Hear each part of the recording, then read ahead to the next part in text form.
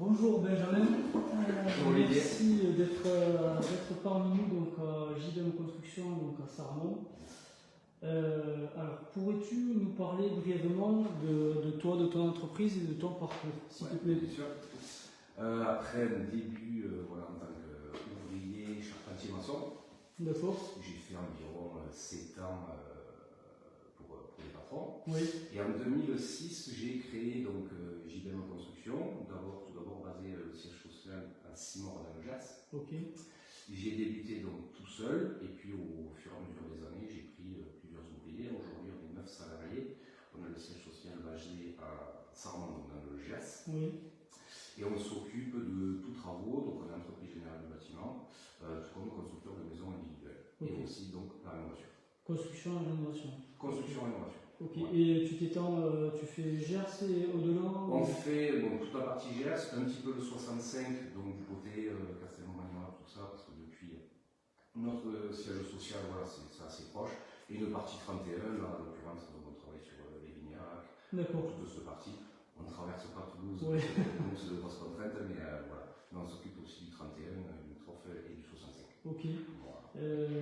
La deuxième question, c'est pour toi la journée type d'un chef d'entreprise, quand tu arrives le matin à 8h, c'est quoi tes principales activités? Ouais, alors déjà j'arrive quand même un petit peu plus tôt que 8h. En général, voilà, c'est sur les coups de 6h30. Ça commence par voilà, checker les mails qu'on a reçus pour pouvoir y répondre voilà, au plus rapide. Après, du coup, j'ai tous les ouvriers qui arrivent sur les coups de 7h à peu près. Oui. Donc on prend le temps de voir le fait tous ensemble. Comme ça permet de parler un petit peu de tous les chantiers en cours. Et après, ils prennent chacun leur véhicule et comme ça va permettre de partir sur les chantiers. Okay. Et voilà, et comme ça on a parlé de tous les chantiers tous les jours. Ouais, tu fais 2 équipes? En général, on fait 3 équipes. 3 équipes. Ouais. En général, on fait 3 équipes. Et donc voilà, on se fait un petit point le matin autour d'un café. Et après, eux partent, moi je remonte au bureau, je continue. Checker les mails, surtout checker les commandes, appeler tous les clients, faire la partie prospect, et après voilà, la journée commence, je pars beaucoup en déplacement pour pouvoir rejoindre soit les nouveaux clients ou voilà, ou faire le suivi de chantier avec mes clients. D'accord. Voilà. Ok. Ça c'est la journée type. Et donc, au point de vue du recrutement, vous recherchez un maçon, est-ce que tu peux nous en dire plus? Est-ce qu'il doit avoir des compétences particulières ou, Oui, effectivement, en recherche d'un maçon, une recherche active. Oui. De maçon donc vraiment voilà, qualifié, on appelle donc un chef d'équipe ou N3P3, c'est la qualification. Autonome, voilà, donc on est vraiment à la recherche. Sachant que voilà, on travaille du mardi au vendredi. Donc ça semaine de 4 jours. Ouais, semaine de 4 jours, donc ça laisse quand même un week-end de 3 jours pour les gosses qui, je pense, est assez cool. Assez cool. Et voilà, pour ces recherches-là, bon, c'est beaucoup de bouche à oreille. Et on fait appel aussi vers l'NPE, on fait appel aussi aux agences intérim. Okay. Pas forcément évident en ce moment de trouver, mais effectivement, on recherche. Et tu cherches quelqu'un en CDI? Ouais, quelqu'un en CDI, tout à fait. Période d'essai, comme d'habitude de 1 mois, mais en CDI. Pour ceux qui nous entendent, donc voilà, on recherche un maçon en CDI. Exactement. Donc là, tu as acheté le terrain en face de la boutique à Saramon. Donc là, on se trouve à Saramon, au siège social. Ouais. Et juste à côté, donc tu as acheté le terrain. Qu'est-ce que tu souhaites en faire? Tu as des projets en particulier? Oui, j'aimerais voilà, commencer dans une zone. C'est un terrain qui appartenait donc à la mairie de Saramon. Et c'est dans un but pour faire justement, essayer de faire un petit peu évoluer le village de Saramon. Et l'améliorer gentiment pour pouvoir créer un espace pour pouvoir lié à la location mais pour des commerces. D'accord. Donc voilà, pour créer tout type de commerce. Et moi, je construis le bâtiment pour pouvoir le. C'est un gros bâtiment? Le bâtiment, le projet est de 400 mètres carrés. Ah oui. Voilà, avec une zone de parking et pour pouvoir recevoir des gens qui souhaitent s'installer à Saramon, tout type d'activité. Ok, voilà. C'est intéressant quand même. Ouais. Okay. Et le projet, voilà, on aimerait commencer. Là, on est en cours de permis de construire sur une ébauche. Mais d'ici, je pense, entre 1 mois et demi, 2 mois, le permis devrait être déposé. Donc les travaux pourraient commencer, on va dire, mi-2024, à peu près. Tu dis quoi, juin 2009? À peu près mai-juin 2024. Ouais, pour un démarrage. D'accord. Ok, bon. Est-ce que tu pourrais nous parler d'un projet récent de rénovation ou de construction de maisons d'Angers? Là, c'est les derniers projets de construction, ils sont situés où alors? Ouais, alors il faut savoir que dans le neuf, on a toujours à peu près une vingtaine de maisons ouvertes en même temps. D'accord. Voilà, on a un petit peu partout. La rénovation, là, en ce moment, on est en train de rénover une maison de maître sur la commune de Lévignac. Oui, dans le 31. Voilà, dans le 31. Oui. Voilà, c'est une maison de maître où on fait des travaux beaucoup énergétiques, justement, pour améliorer cette maison. Donc ça fait à peu près un mois et demi, 2 mois qu'on a commencé. Le chantier devrait être livré, je pense, d'ici un mois. Donc ça, c'est la partie rénovation. Et là, vous avez fait quoi, le toit, les murs? On a refait, voilà, on est parti d'un bâtiment où on a complètement décapité, c'est-à-dire qu'on a enlevé la charpente et la couverture. On a gardé quelques murs, on a juste adapté à cette construction. Et après, on a refait une charpente traditionnelle avec la couverture, oui. La zinguerie qui fait oui. Traditionnellement, les menuiseries, et après on doit s'occuper d'une partie de l'intérieur. On n'a pas tous les lots non plus, mais voilà, on doit s'occuper après de l'intérieur. Ok, donc ça c'est la partie rénovation, et la partie construction, vous êtes sur quelle ville? Alors, en ce moment, on est. Les 3 ou 4 dernières. Ouais, les 3 ou 4 dernières qu'on a ouvertes, il y en a une à Rodin-la-Roque, oui. Une à Rodin-la-Roque, il y en a Castelnau-Barbarens, il y en a Gimont, et là, dans 15 jours, on en ouvre 2 sur la commune de Prégnant, une sur la commune de Lectoure. Ah oui, c'est quand même. Ouais, c'est assez. Voilà, on rayonne vraiment sur tout le Gers. Et donc voilà, ça c'est pour parler des dernières qu'on a ouvertes et qu'on va ouvrir. Comment choisis-tu les matériaux de construction? Quels sont les critères pour toi qui sont importants?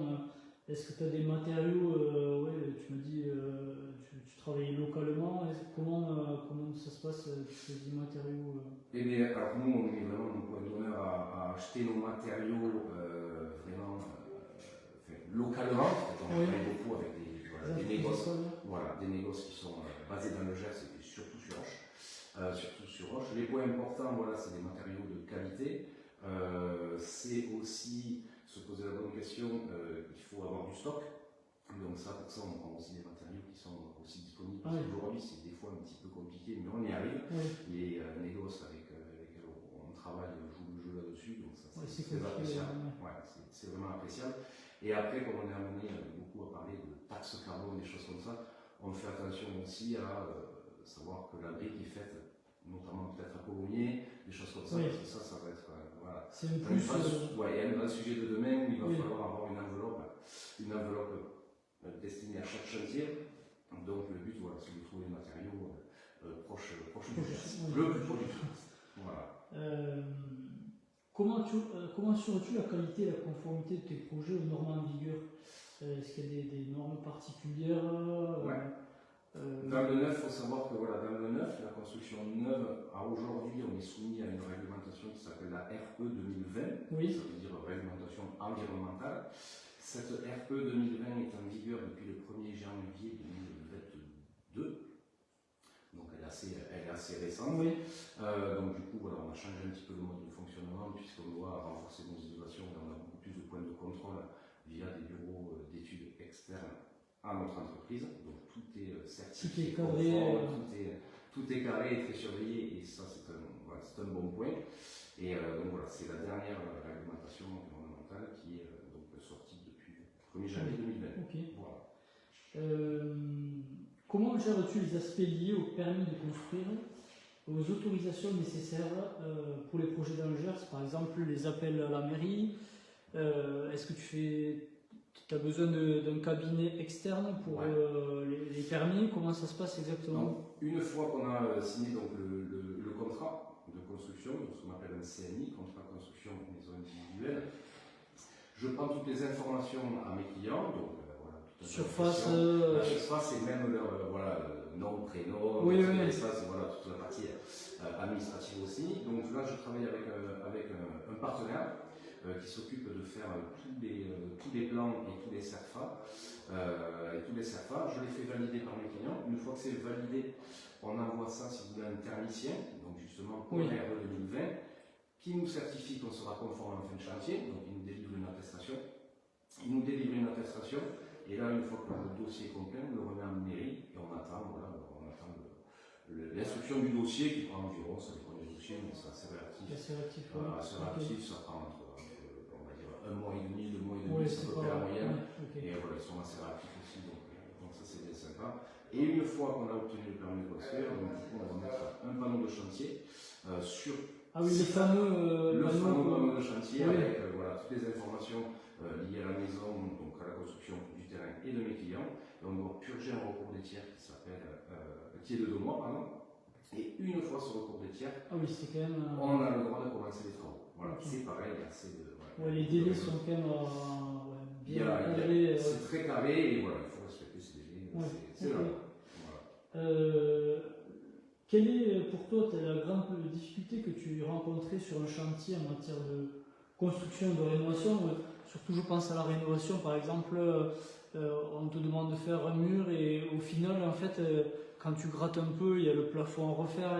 Est-ce que tu as eu vraiment des cas exceptionnels ou oui, pas souvent quand même? Non, pas souvent, mais bon, c'est vrai que ça fait déjà 17 ans que j'ai fait la société, donc j'en ai eu un petit peu.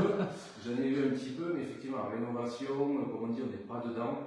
Donc c'est vrai que voilà, la rénovation, quand on commence à faire des ouvertures dans les murs porteurs, on s'aperçoit, bon, l'épaisseur, ça on l'a vu avant, mais comment c'est fait. Donc effectivement, les chiffrages peuvent évoluer, même en termes de crépi, quand on fait des façades extérieures, quand on pique, on s'aperçoit de l'état des murs, donc des fois il faut les consolider. Ah oui, il faut.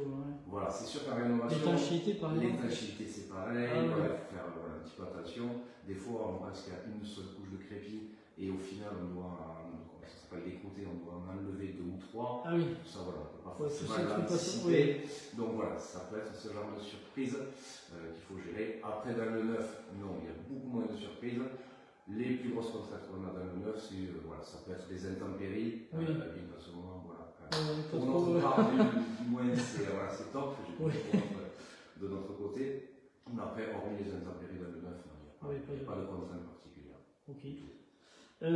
Comment gères-tu la planification et le respect des délais pour garantir que les projets soient terminés à temps? Est-ce que par exemple on te donne 6 mois pour faire cette maison et pas plus?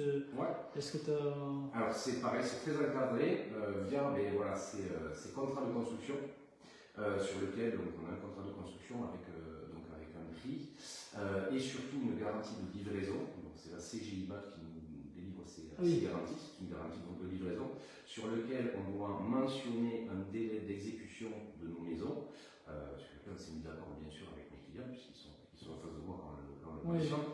Et par contre, on n'a pas le droit si on doit dépasser ce délai, ça nous est jamais arrivé, mais si ce délai est dépassé, on est amené à dédommager nos clients, via cette assurance pour la garantie de livraison. Donc c'est pas le but. C'est pas le but. Le but c'est de respecter nos délais et on y arrive.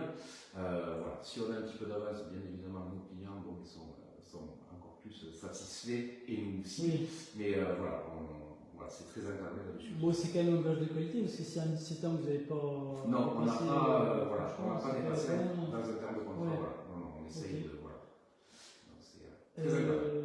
Est-ce que tu souhaites dire un dernier mot pour te contacter? Donc c'est contact@jbm-du6construction.com. Tout à fait. Après, ce qui est simple, donc sur Facebook aussi, on peut te contacter.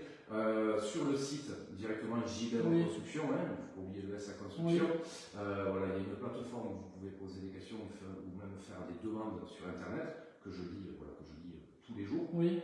Ou après directement mon numéro, donc c'est le 06 73 43 89 48, où je suis joignable. C'est vrai que quand je suis à rendez-vous, je ne réponds pas, mais quand je sors de rendez-vous, j'écoute mes messages et je réponds derrière. Ou après, directement, se déplacer au siège social de Saramon, où je suis.